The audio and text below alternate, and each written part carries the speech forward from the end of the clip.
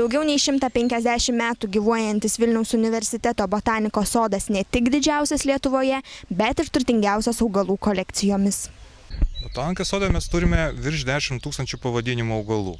Tai tikrai yra labai daug ir jie labai įvairūs.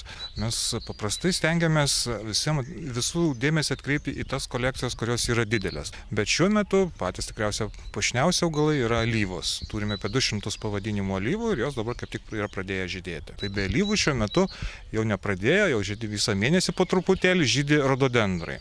Prieš porą dienų pražydo žemieji vilkdalgiai, neužilgo juos pakeis hibridiniai vilkdalgiai.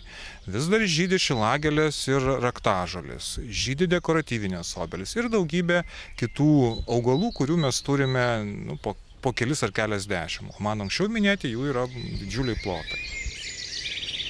Tačiau botanikos sode galite ne tik apžiūrėti augalus ar gyvūnus, bet ir puikiai praleisti laiką. Galima užsakyti ekskursiją, galima nueiti ir išsikepti kažkas mėsos pikniko aikštelėje, galima užsakyti jodinėjimą ar pasivažinėjimą karietą.